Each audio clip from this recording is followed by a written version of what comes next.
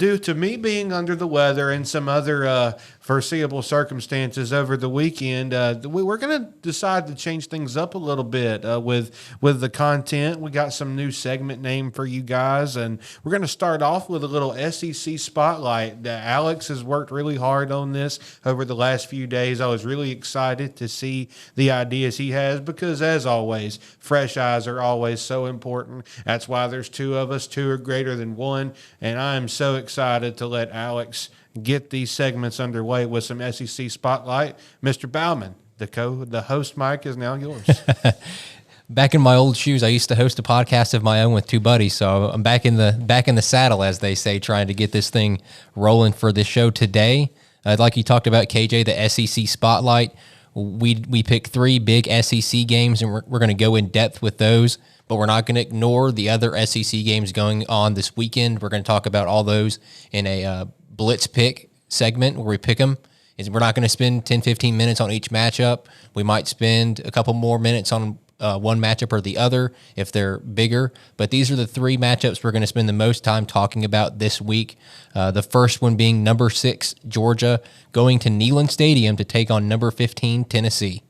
Last year was the struggle for Tennessee, didn't end up winning that football game, and Georgia has won the past 4 meetings at Neyland Stadium by an average of 30.5 points, and Georgia has won 8 straight against Tennessee, all by at least 14 points. The last time Tennessee won was 2015.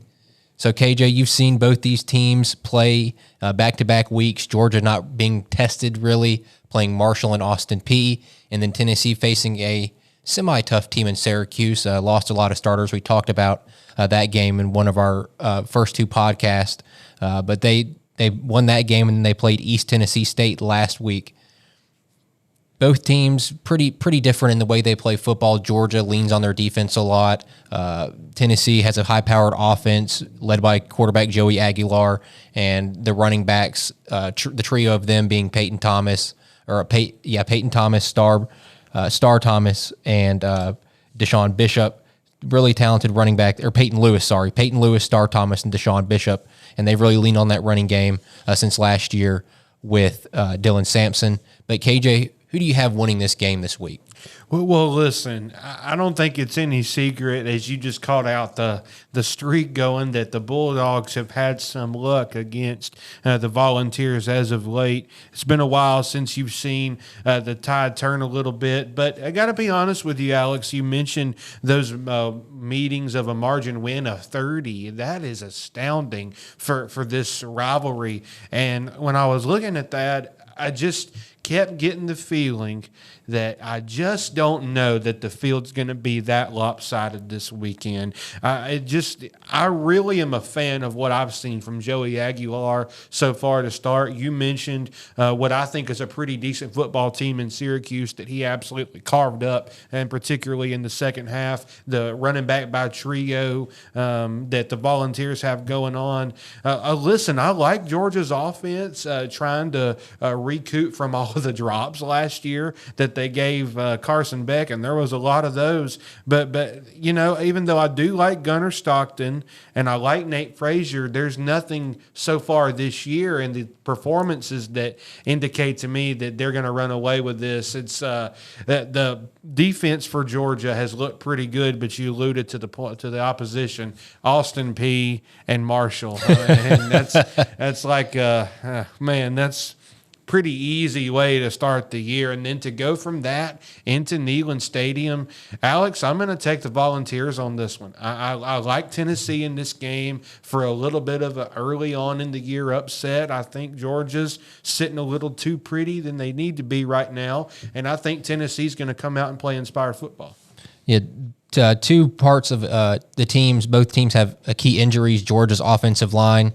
You had Juan Gaston, their right guard, and their right tackle, Ernest Green, deal with injuries last week against Austin Peay. The backup right tackle, Jaw Jackson, who, if you pay attention to viral basketball, he was a teammate of Bronny James back in high school. He's now playing right tackle for Georgia, crazy enough.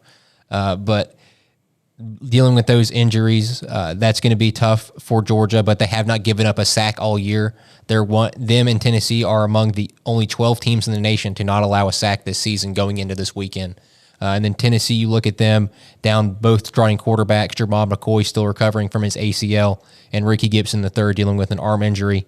They're starting a freshman in Ty Redmond, as well as a sophomore in Colton Hood, who actually spent his freshman year at Auburn. Those are two key things to look at going into this game: Georgia's offensive line and Tennessee's defensive backfield. But the keys for Tennessee in this game for me, they got to put pressure on Gunnar Stockton. This is his first time in a true road environment going to Neyland Stadium, and this is one of the toughest places to play in college football. The fans are rowdy. From an Alabama fan's perspective, who has watched those games, hasn't been to one yet, would love to go to one, has heard experiences of other fans going to these games. Those fans hate the opposing opponent fans, especially when it's Georgia. Yeah, especially when it's Georgia and Alabama. They're probably most hated rivals. Gotta put pressure on him. Keep those young, inexperienced DBs from having to sit back in coverage. So putting that pressure on Gunnar Stockton prevents those DBs from having to sit in coverage for 5-6 seconds. If you let Gunnar Stockton sit back there and just dice up your defense, get the defense off the field. Last year, when defensive coordinator Banks, when his defense was on the field for a long time, there was a lot of breakdowns and coverages and some penalties that on those long drives. So get off the field if you're the Tennessee defense, which can be effective against this Georgia offense, which has really struggled in these first 2 weeks.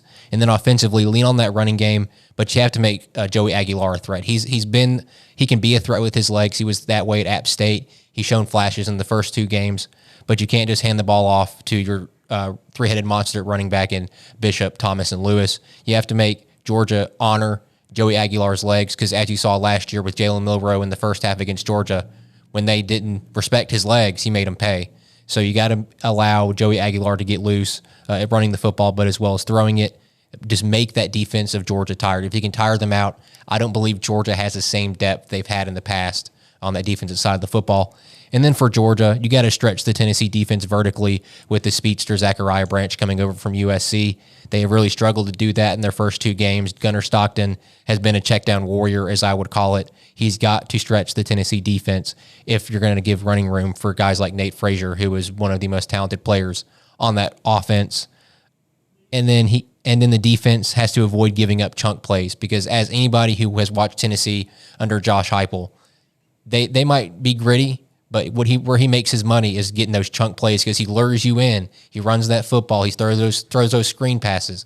But then as soon as you start creeping up to that line of scrimmage, he hits you straight down the field to a deep bomb, to a Jalen Hyatt or a Squirrel White that he's done in years past. So for Georgia, you cannot let Tennessee hit those long bomb plays, because if you do, in a hostile environment, those are momentum-changing plays in a football game like this. I think Tennessee beats the streak. I love what they have on offense. They're one of the best offenses going into this game, but granted, their opponents are not great.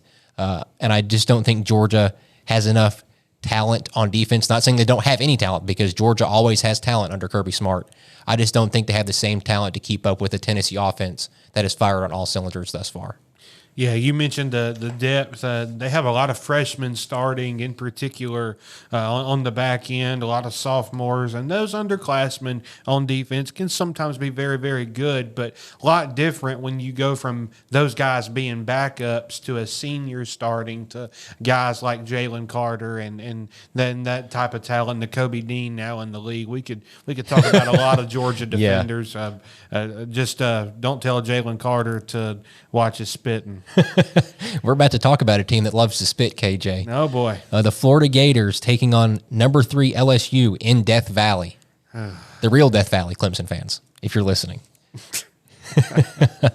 This game last year, Florida ended up beating LSU 27-16, and this was the game that jump-started their 4-game winning streak to end the season and really save Billy Napier's job, which if you're asking Florida fans right now, they may be praying that 4-game winning streak didn't happen.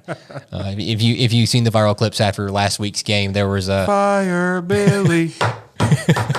Oh yeah, I thought that was like a whole gathering. It almost reminded me of when I went to the Iron Bowl with 4th and 31. All the Auburn fans were gathered in the lower bowl because they thought they were going to rush the field, and then the 4th and 31 happened. That's how that crowd looked, and how distraught they looked after the game, after they watched. Instead of fire, Harson, there were probably a few expletives in there.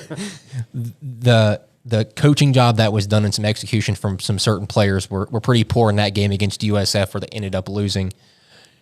KJ, who do you have winning this matchup? Because they're hungry. This is a game where Billy Napier doesn't put up a fight. I really do think Florida could be looking at an interim head coach after this weekend. But LSU, a lot of people are high on them. They're ranked number 3 in the AP poll. I don't put a lot of stock in the AP poll. Just this week in general, I've seen so many clips of some of the voters and their polls in general, just how bad they are and the reasoning behind them. LSU hasn't looked great either. I know they're number 3, but they haven't looked all inspiring. Who do you have winning this matchup? Yeah, you said it right there. LSU, we talked about this in a few segments back before the season started, and we had to see how good Nussmeier was going to be throwing the football. And he's looked okay at times, and he's held on to the ball too long, taking some sacks, forced some throws as well. Florida does boast a pretty good interior defensive line, except when they're spinning. But outside of that, you don't look at Florida's defense like in years past, where you have guys like Vernon Hargraves and guys like who is some of the other Florida DBs that have. There was a streak right there where Florida was having 2 and 3 DBs make the All-Pro team all year in SEC every year, and Gilchrist, the guys like that. You don't have that big hitter. Marco Wilson when he threw the shoe. Marco Wilson, oh yeah. I think that was the one I was trying to think of. You don't have those big hitters on the back end to help save points.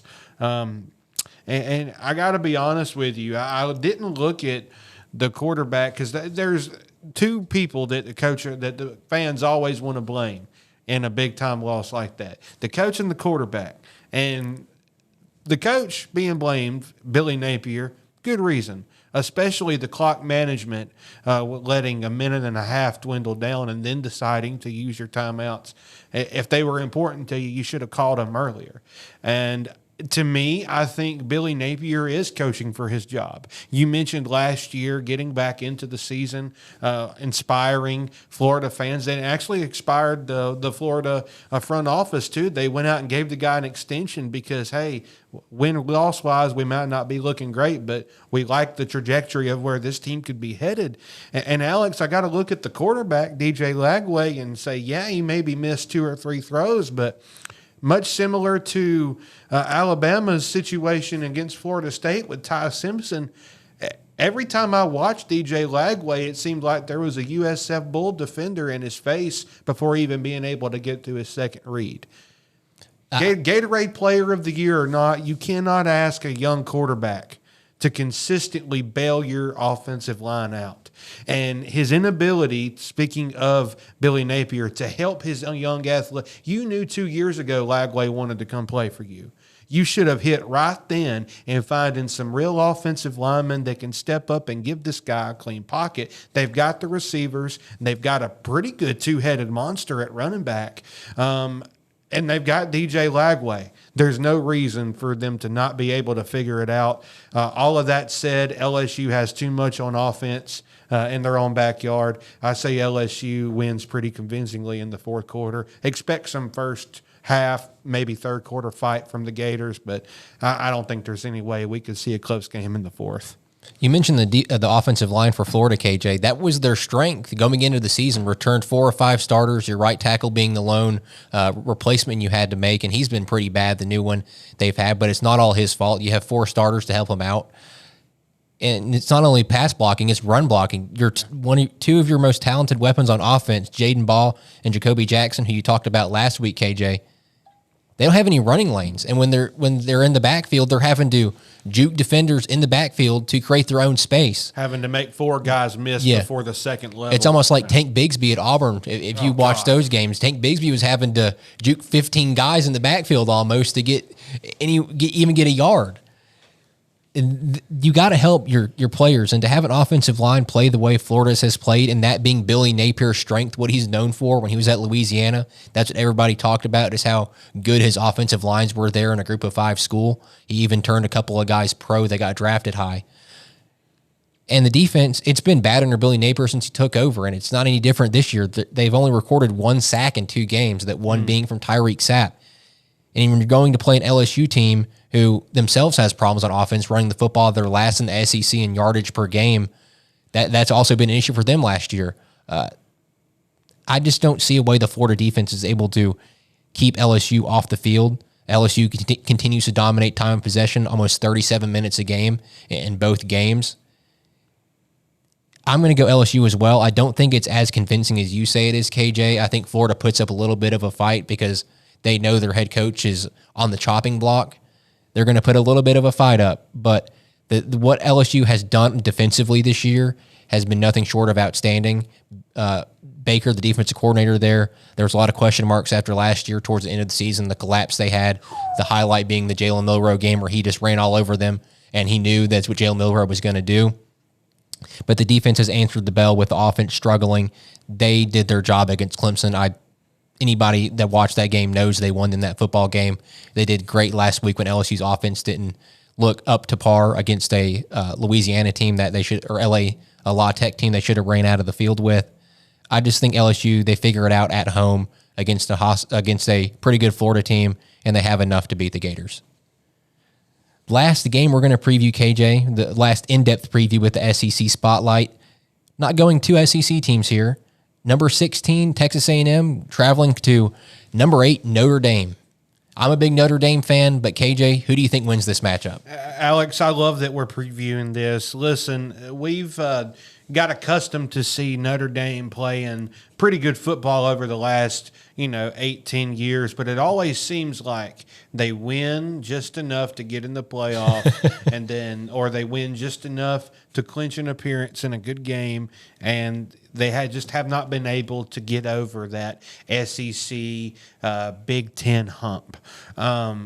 This game is a wonderful opportunity for them to do that, and that's not a disrespect thing to Texas A&M because, listen, I had them as a dark horse team coming into the year. At first, I kind of had them on our first studs and duds power rankings. I kind of had them very bottom of studs, middle of the pack, leaning towards duds, simply because I just didn't know how the offensive line for the Aggies was going to be. I knew Marcel Reed was an outstanding player. They have great running back production in Reuben Owens, Amari Daniels.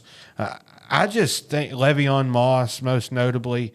I just think Texas A&M has a lot on offense, and they have just enough on defense.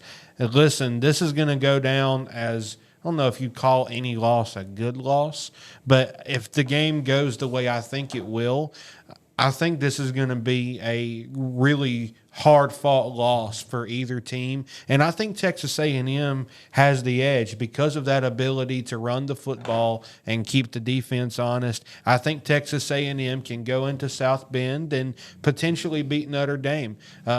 I will not be surprised if Notre Dame has an outstanding game rushing the ball as well. Obviously, that's their bread and butter with Jeremiah Love. Kind of a quiet start to the season for him. And at home against an SEC team, he's going to be ready to prove that he has what it takes. I think this could be a shootout. I'm so glad that this game is early in the year. I'm glad we have week 2 and week 3 showdowns, and it's not dud, 1, 2, and 3 week. I'm so glad that we have these matchups. I also really like linebacker Scooby Williams for Texas A&M. I think he's a really hard hitter, and I think he's going to come in and meet some of those Jeremiah Love runs in the hole at the point of attack. I just like what Texas A&M can do. I'm a believer in them at this moment, so I'm going to take the Aggies on the road in Notre Dame. Keeping the SEC homer in you, KJ. I think I've talked about it a couple weeks ago when we talked about Notre Dame's game. I love Notre Dame. I think they have all the talent in the world. Their offensive weapons are the best they've ever been. The defense boasts a lot of talented players, even at linebacker where they lost their leading tackler and Jack Kaiser to the NFL. I worry about A&M. I'm not sold on Marcel Reed as a quarterback. When he senses pressure in the pocket, he kind of freaks out, gets happy feet. Has a little Jalen Hurts in him when he was a freshman at Alabama where he senses that pressure and just runs. There's no looking down the field to find that open receiver. He takes unnecessary hits at times. I'm just worried about him going into a hostile environment against Notre Dame, who has one of the better defenses in the country. They're gonna make him make mistakes. They're going to put him in situations where it's either you throw it that way or it's a turnover. I love Notre Dame so much in their team this year. I just worry for Notre Dame about their offensive line, because that's the main reason they lost to Miami. Is they had a chance at the end of the game, but their offensive line didn't hold up protection for C.J. Carr. There was a point towards the end of that game in that last drive where the right tackle was spun around looking at his quarterback while the edge rusher was sacking their quarterback. You can't have that happen. No. So you have to block better going into Texas A&M team that's going to put pressure on you. A&M has the leading sack getter in the SEC in Cassius Howell. He's tied for first alongside a couple of guys, including Auburn's Kieron Crawford. Had to protect him, C.J. Carr, and let your running back duo do their work. That also includes blocking. You had to let Jeremiah Love and Darian Price get loose, because you can have C.J. Carr play great, but you can't be one-dimensional. LSU knows all about that. They're a little one-dimensional, and if you go and play an opponent like A&M one-dimensional, you're going to pay the price. I still think Notre Dame wins this game leaning on their defense. They just have to play better all around to beat a Texas A&M team that's going to come in and have something to prove. Yeah, I think the defense that can get a turnover in the first half will be set up for success. I think offense should be at a premium, but I'll be interested to see how that game starts out. Before we get into our pick'em, KJ, this is one of our new segments here. It's upset alert. We have to decide each week which SEC team should be on upset alert this weekend. And KJ, who do you have listed on your upset alert? Well, Alex, it's a team that you called out, I guess, for being a little too overrated. And I'm going to come to defense on your point here in week 3 and say that the South Carolina Gamecocks' undefeated streak will come to an end against Vanderbilt. Listen, you can get upset that he's still playing, all that you want, but Diego Pavia is on the field for the Commodores. And as long as Diego Pavia is on the field for the Commodores, Vandy has a chance. And I just don't think South Carolina has done enough this year.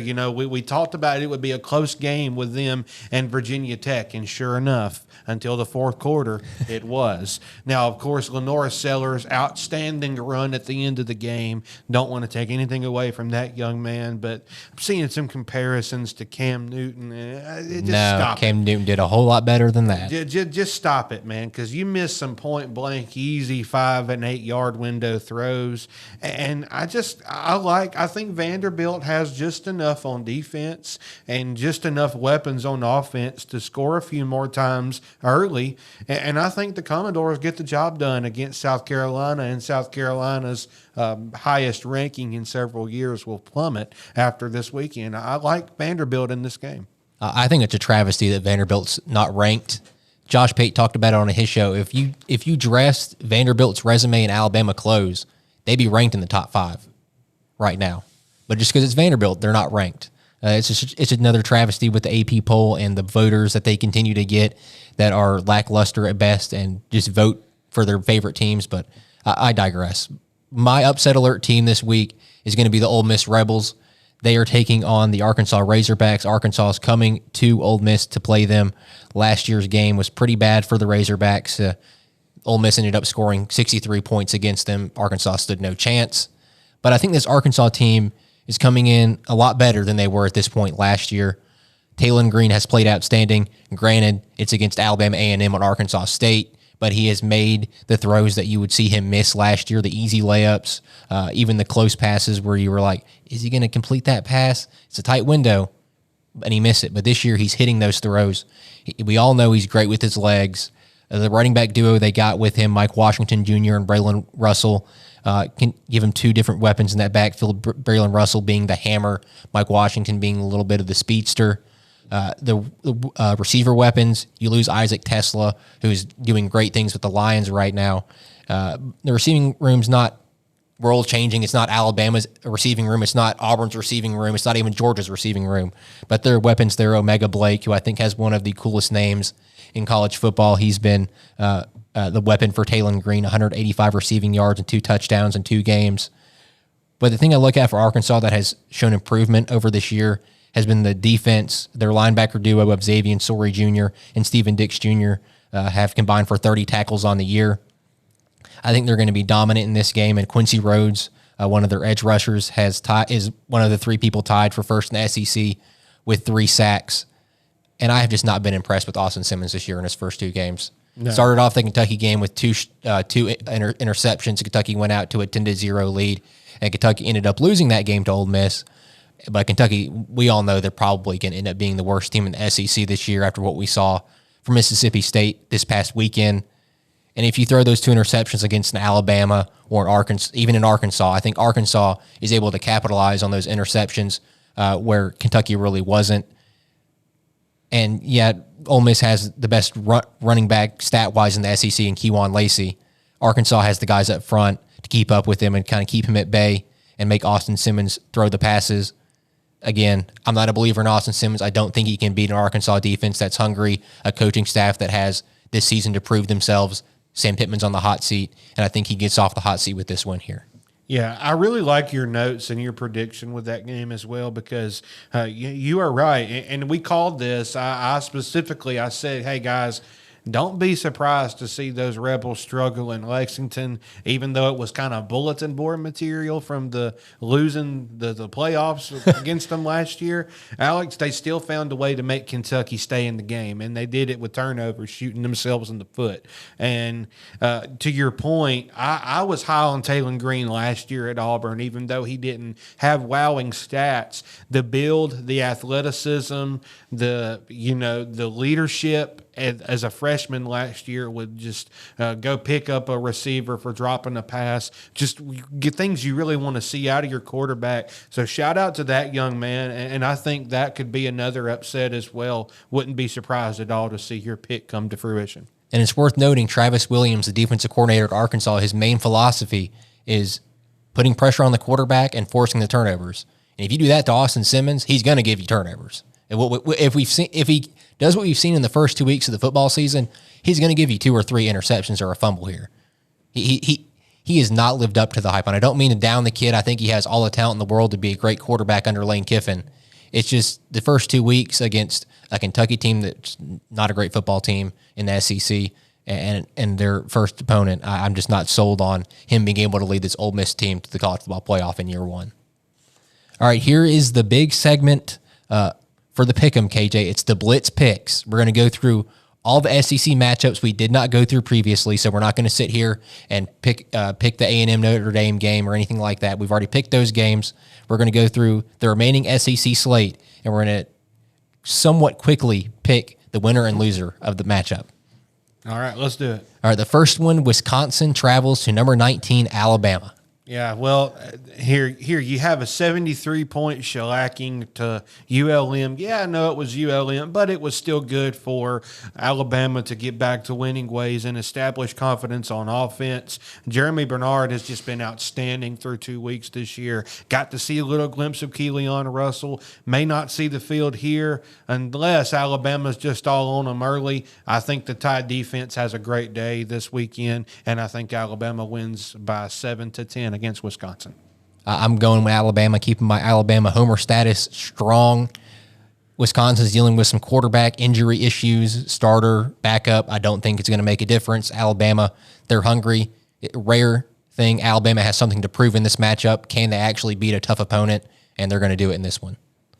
Next game, KJ, number 13, Oklahoma, weirdly enough, travels to play the Temple Owls. Yeah, Oklahoma at Temple, and honestly, I think they may send out a few water boys that supply the Gatorade cups in between segments because, as you said, I don't think it's really going to matter which unit plays against Temple.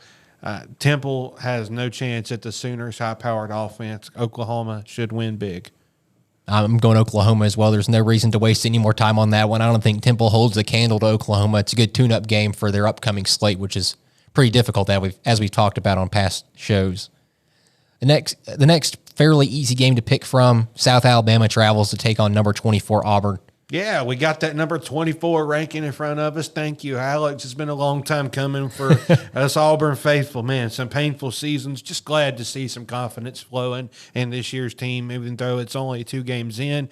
And South Alabama, not a wonderful opponent, but as you said, another confidence booster. Be another game for Jackson Arnold to warm up some passes a little bit. Defense looked way better last week. Hope to see that trend continue. I think Auburn wins big at home. I'm going Auburn wins big at home. Another game where you can just get better and get Jackson Arnold comfortable throwing the football, because we know Auburn's going to be great running the football if what we saw against Baylor is any indication. Next, Louisiana travels to take on number 25 Missouri, another new addition to the top 25. Yeah, listen, I was really glad to see that from Missouri as well. Missouri really coming on strong to start the year. I think they're getting some respect finally. I like what they can do on offense. Louisiana just pretty much coming to be compensated at this point. I think Missouri wins by a big margin. If that's Louisiana, Billy Napier's Louisiana, I might pick something different, but I'm going to go Missouri here. Might be a little closer in that first quarter than people expect, but Missouri has proven these first 2 weeks their offense is high powered, their defense is good. I'm going Missouri. Another semi, I guess you could call it a cupcake game here. UTEP taking on number 7 Texas. Yeah, we were really high on Texas to start the year, and I'm still not against them by any means of the imagination, but Arch Manning hadn't particularly looked the best. But again, we're playing UTEP, so Texas by a big margin, unless something just absolutely unforeseeable happens and Steve Sarkisian has a stroke. Taking Texas as well. Another game here. The Fighting Steve McNairs, Alcorn State takes on Mississippi State. Who you got there? Mississippi State's going to win this game huge. I mean, let's shout out the Bulldogs. We have consistently called them one of the bottom of the barrel teams. And roster-wise, Alex, they still probably are at the bottom of the pile. But to see them go out and beat an Arizona State team who is still very good, not losing much of their production from last year's team at all, it was really big for the SEC, I think, and it's a testament to how deep this league is. Mississippi State's going to continue that train and beat Alcorn State by as much as they'd like to. Taking Mississippi State as well. That win last week, I believe, is program defining for Jeff Lebby. Everybody's been down on this program.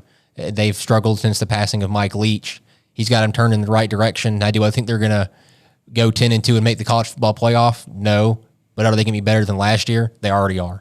Beating Arizona State is a huge landmark for Jeff Lebby in the program, and I'll expect better things for him and the Bulldogs. Next one, Arkansas. We are talking about this a little bit. KJ, Arkansas taking on number 17 Ole Miss. You know my take. I'm taking the Arkansas Razorbacks. Are you following suit with me, or are you going to take the hometown Ole Miss Rebels? No, I'm going to go with you, and I'm going to pick another upset happening as well with Arkansas handling business against Ole Miss. I like what Arkansas has in that game. All right. The next game, Eastern Michigan traveling to take on the Kentucky Wildcats, who are actually starting a new quarterback in Cutter Boley is his last name. So, new starting quarterback for the Wildcats. You taking them, or are you going to take the Eastern Michigan to upset them? Home of Max Crosby. Look, I don't know a whole lot about Eastern Michigan, but I've seen enough of Kentucky to know that I'm not really sure it matters who they put at quarterback. The offense just may not get the job done this year. They got to have help from their defense. I don't think Eastern Michigan makes enough mistakes to let Kentucky score off of them, and I think Eastern Michigan could spoil the day of the Kentucky faithful. I think Eastern Michigan is going to win. I'm still going to take Kentucky. Too much riding on this game for them. This is a must-win game for Mark Stoops and his difficult SEC schedule, kind of like Billy Napier's must-win was USF, and he didn't get it. If Mark Stoops loses this game, I'm not sure how he keeps his job. And the last game of the week, KJ, you said this is your upset pick.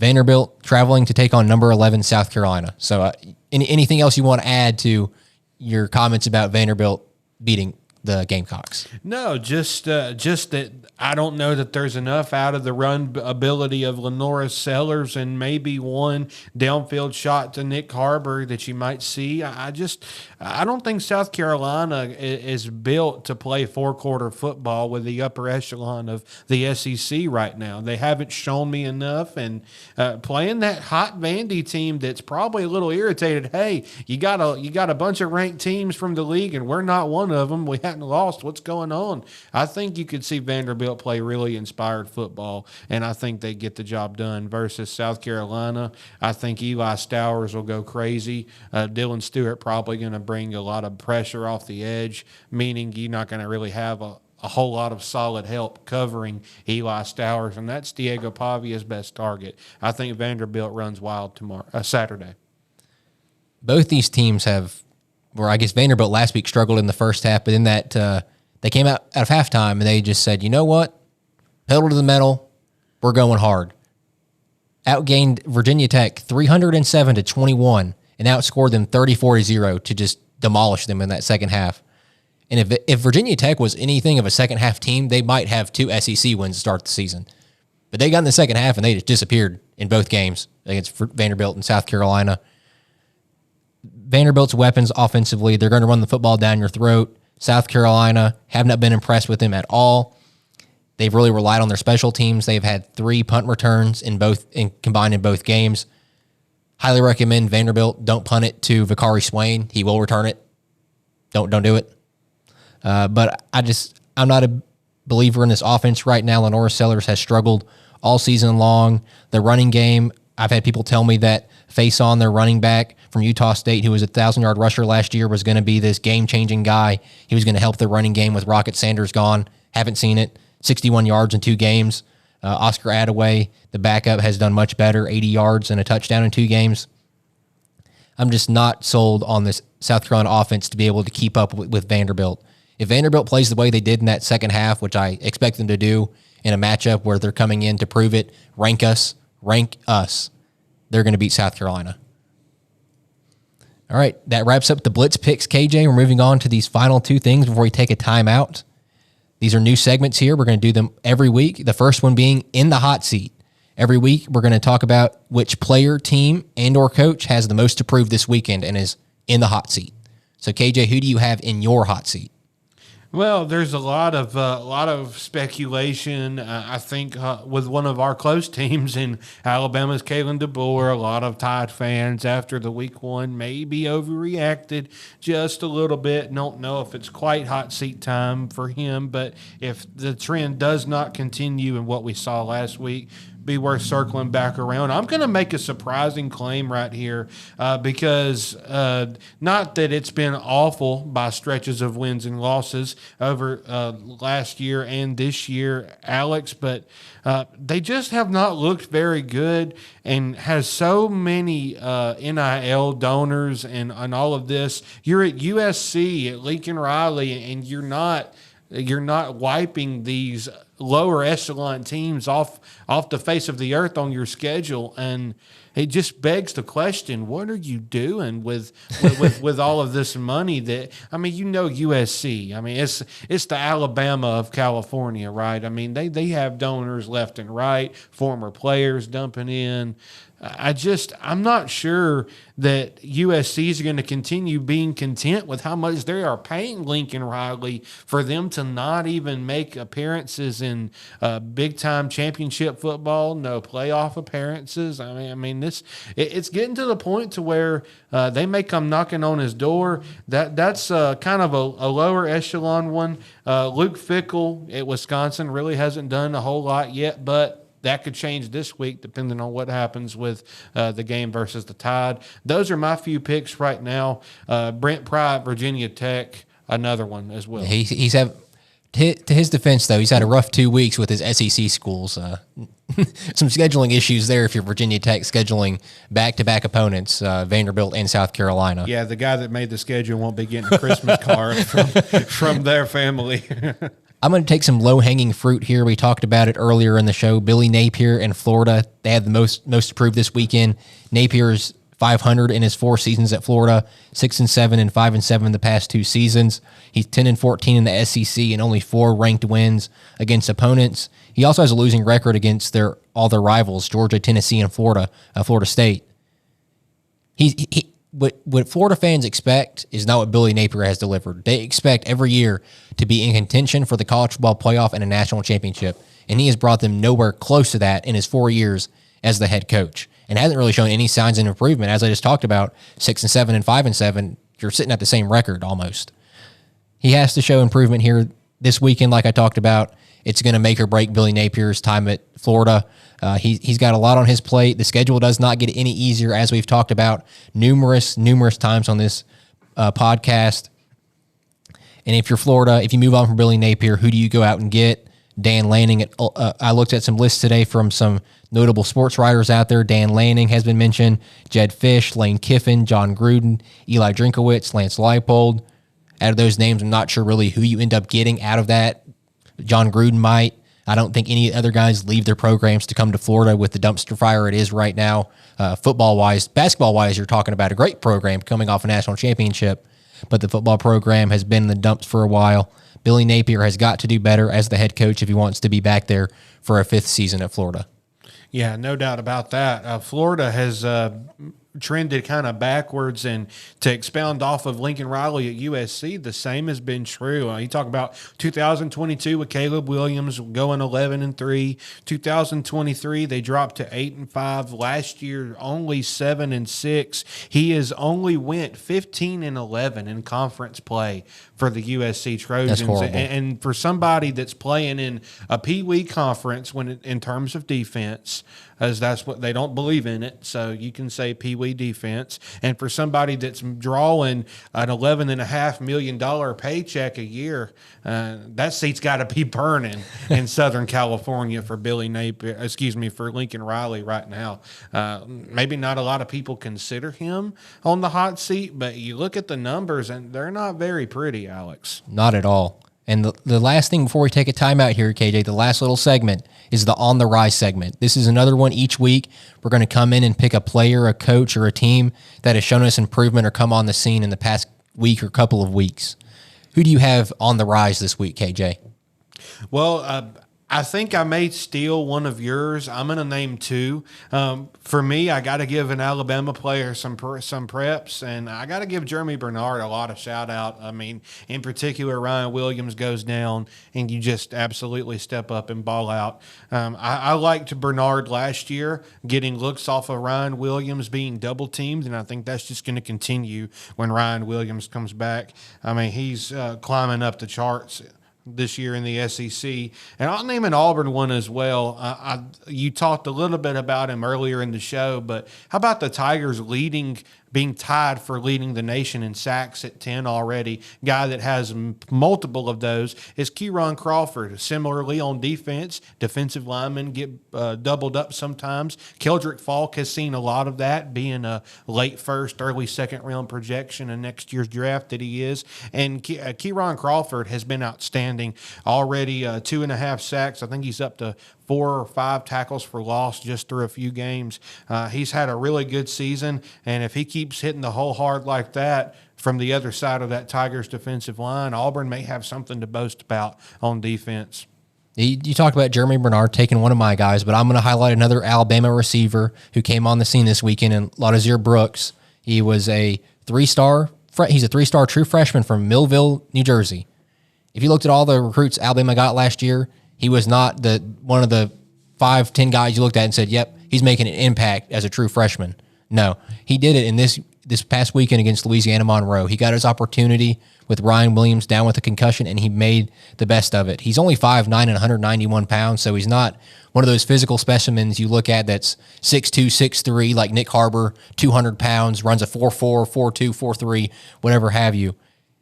He just goes out and gets the ball. He gets that out of the air. Kalen DeBoer said he's one of the fastest guys on the team, and I was just impressed by what he's able to do in his little short time playing against UL Monroe. I think the ceiling's so high for him, and it just goes to show how deep this Bama receiving room is. because you have Ryan Williams, Jeremy Bernard, Miami transfer Isaiah Horton, Rico Scott, who's also been on the rise for me. He's been a great blocker, a run blocker. He's done great in the receiving game, and the list goes on. Cole Adams, Derek Meadows, who's 6'5". He's one of those physical specimens. It's just been great to see. And then one more thing before we take a timeout here, KJ. Another team we just have to highlight, we talked about them earlier, Mississippi State beating a ranked number 11 Arizona State team. Nobody expected the Mississippi State to really put up a fight in that game, and they were really out of it in the final moments. It was a Hail Mary heave, and Brennan Thompson got behind the defense of Arizona State and just gone. And if I was a Mississippi State fan, I would just be jumping up and down for joy. That was crazy. And like I said, it's a program-defining win for Jeff Lebby, and Mississippi State is on the rise. They're not going to go 10-2 like I said, but they're turning the program around. And it's a shot in the arm for the SEC as a whole. I mean, when you say bottom of the barrel of one conference beating a face of another conference, that just does nothing but make the SEC flex its muscles and say, look, you can be upset if you want, but we're still the standard. And Mississippi State just absolutely got back into the game with physicality. They were quick off the ball on the offensive line. Defense hits hard. They've got a few playmakers out wide to boast about, and they've got a coach with a lot to prove, and he's ready, and he's getting the job done. So definitely shout out the Bulldogs.